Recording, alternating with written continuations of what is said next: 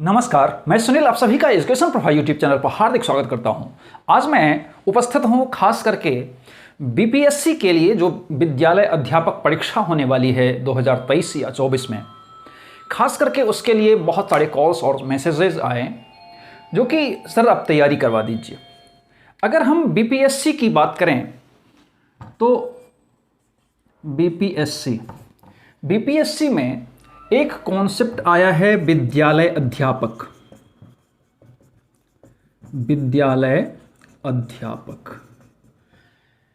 ये एक नया कॉन्सेप्ट आया है और इस कॉन्सेप्ट के द्वारा बिहार में जितने भी लोग हैं, खास करके जो आवासीय वर्ग हैं, बिहार के आवासीय वर्ग हैं, उनके लिए इस परीक्षा में आया है कि आप इसमें फॉर्म फिलअप कर सकते हैं।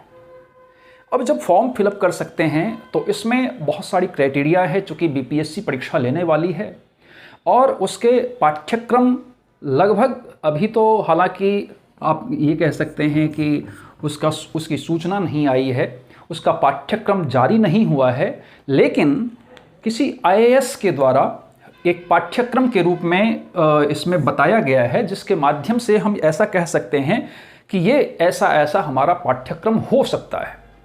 तो उसमें आप साइकोलॉजी से ले लें, आप फिलोसॉफी से ले लें, आप रीजनिंग एंड मैथ से ले लें, आप भारतीय अर्थशास्त्र से ले लें, या फिर अन्य बहुत सारे उसके जो पहलू हैं उससे आपके क्वेश्चन आने की आशंका है। तो उसमें ही एक टॉपिक है वृद्धि एवं विकास। वृद्धि एवं विकास हालांकि बहुत बड़ा कॉन्सेप्ट है, बहुत बड़ी संकल्पना है। इस वृद्धि और विकास की हम आज संकल्पना के बारे में, उसके अर्थों के बारे में, अर्थात concept and meaning of growth and development.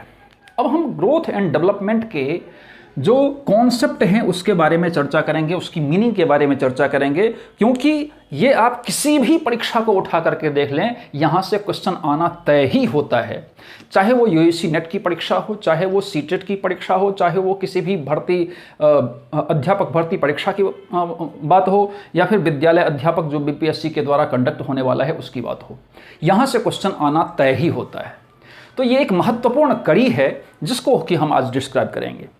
दरअसल अगर हम वृद्धि और विकास की बात करें तो ये एक कॉन्सेप्ट है कि जब भी ये धीरे धीरे हमेशा मानव का क्रम है या मानव की एक गति है जो कि हमेशा निश्चित तौर पर बढ़ती जाती है। जब बढ़ती जाती है आप देखेंगे कि कोई बच्चा जब छोटा होता है तो एक बहुत छोटा बच्चा होता है, फिर वो बड़ा होता है, फिर वो बड़ा होता है, फिर उससे बड़ा होता है। ये जो विकास, ये जो परंपरा है जो कि बहुत छोटा, जब बच्चा जन्म लिया था तो बहुत छोटा था, धीरे धीरे उसमें वृद्धि होती जाती है। ये जो वृद्धि दर्शाता है, दरअसल वृद्धि किसको दर्शाता है? तो वृद्धि एक परंपरा ऐसी होती है जो कि हमें दिखता है और जिसको हम ऐसा कह सकते हैं कि उसके भार में वृद्धि होती है। जब बच्चा छोटा होता है 3 महीने 6 महीने के बाद जब उसको आप वजन करेंगे तो उसके भार में वृद्धि होगी, उसके साइज में, आकार में वृद्धि होगी, उसके सर या कद काठी में वृद्धि होगी, बहुत सारी चीज़ों में। अर्थात हम ऐसा कह सकते हैं कि वृद्धि एक कॉन्सेप्ट ऐसा है जो कि सामान्यतः किससे चरितार्थ होता है? तो मात्रात्मक परिवर्तन से चरितार्थ होता है। अर्थात परिमाणात्मक जो भी संख्यात्मक परिवर्तन होता है, मात्रात्मक परिवर्तन होता है, उससे हम वृद्धि को परिभाषित कर सकते हैं। अर्थात हम ये कह सकते हैं कि वृद्धि वो कड़ी है जिसके माध्यम से किसी भी बच्चे के भार में वृद्धि होती है, उसके आकार में वृद्धि होती है, उसके स्वरूप में वृद्धि होती है, जो कि हमें दिखता है, एकदम से दिखता है। तो जो वृद्धि होती है वो आप उसको तौल सकते हैं, उसको नाप सकते हैं, उसको आकार में आप देख सकते हैं कि कितने इंच का हुआ है, कितना इंच का नहीं हुआ है। ये सब सारी चीज़ें वृद्धि में आती हैं। अब अगर हम विकास की बात करें, विकास की हम अगर बात करें तो विकास की जो संकल्पना है वो बहुत बड़ा है। हालांकि अगर हम वृद्धि की बात करें तो वृद्धि का जो कॉन्सेप्ट है वो बहुत छोटा है, या हम यूं कहें कि अगर विकास में से ही वृद्धि निकला हुआ है तो ये अतिशयोक्ति नहीं होगी। ये निश्चित तौर पर ये विकास की ही प्रक्रिया का एक छोटा सा अंग माना जाता है, क्योंकि विकास की परंपरा, विकास की जो गति है वो बहुत बड़ी है। आप ये कह सकते हैं कि किसी भी पाक्षिक रूप में या किसी भी एक स्थान पर अगर कोई परिवर्तन होता है, अगर मान लीजिए कि शरीर है, शरीर के किसी एक विशेष अंग में अगर परिवर्तन होता है हम उसे भी वृद्धि कहेंगे।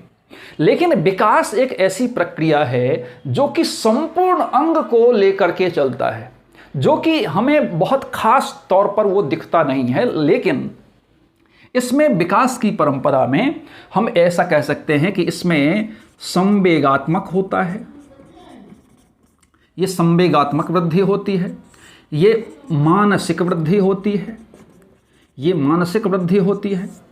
मानसिक वृद्धि के अलावा इसमें सामाजिक वृद्धि होती है, इसमें सामाजिक वृद्धि होती है। इसमें जिस प्रकार से बालक क्या करता है, फिर परिपक्वता भी इसी में आती है,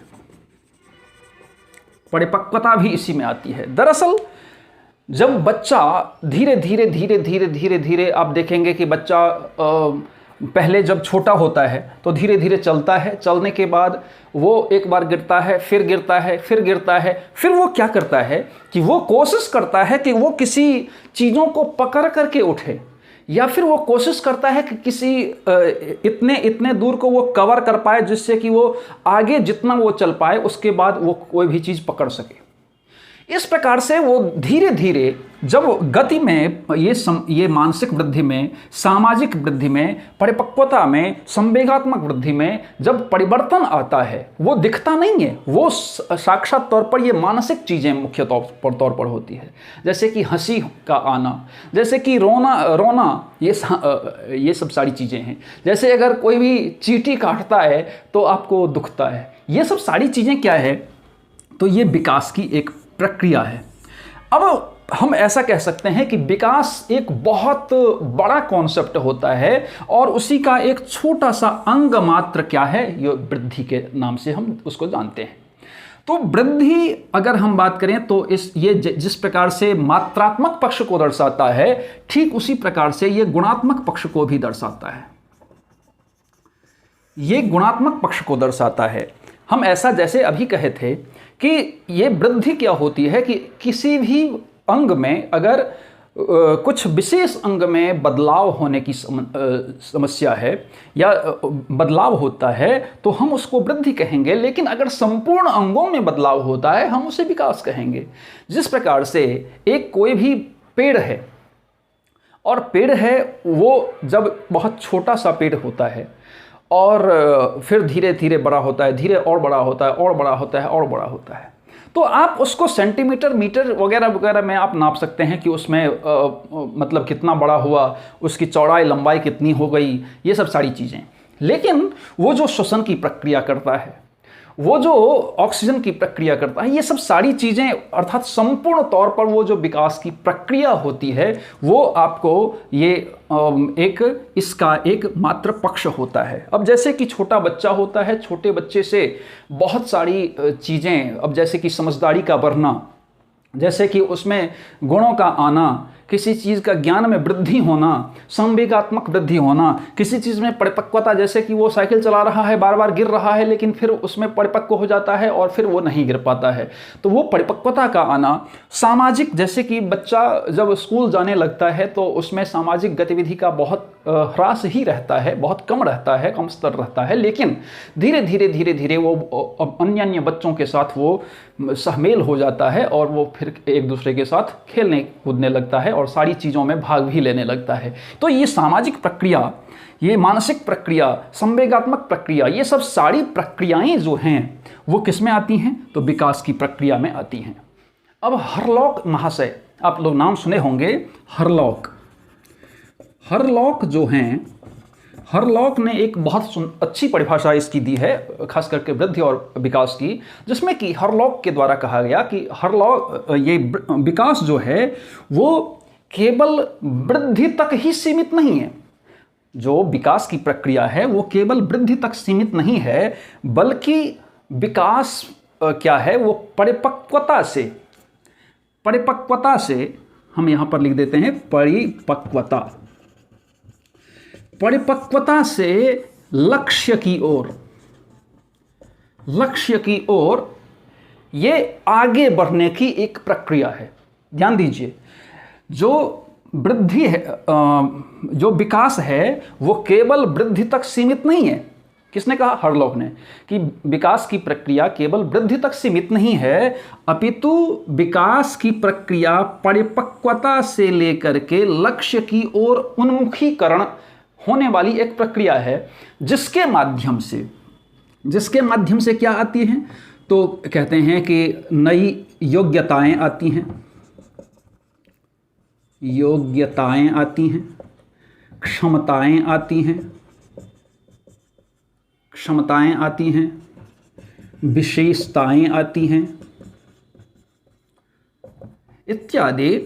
अर्थात ये एक ऐसा समूह विशेष है, विकास की प्रक्रिया एक ऐसा समूह विशेष है जिसके माध्यम से कोई भी परिपक्व जो एक सामान्य व्यक्ति है उसमें ये सब सारे कंडीशंस पहले ही हो जाते हैं। अर्थात संवेगात्मक, मानसिक, सामाजिक परिपक्वता, ये सब सारी कंडीशन पहले ही हो जाते हैं।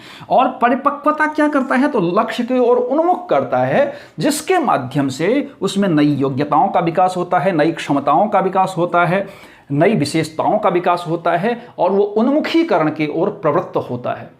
तो परिपक्वता के माध्यम से एक नई ऊर्जाओं का विकास होता है, जिसके तो हम ऐसा कह सकते हैं कि वृद्धि जो है एक छोटी सी परंपरा है, एक मात्रात्मक पक्ष है, एक संख्यात्मक पक्ष है, जिसमें कि लंबाई आ जाता है, भार आ जाता है, आकार आ जाता है, वृद्धि आ जाती है, ये सब सारी चीज़ें होती हैं।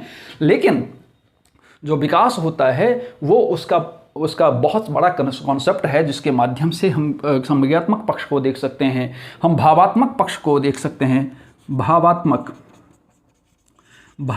पक्ष को देख सकते हैं, मानसिक पक्ष को, परिपक्वता को, सामाजिकता को, नई विशेषताओं को, नई क्षमताओं को, नई योग्यताओं को या परिपक्वता को हम देख सकते हैं।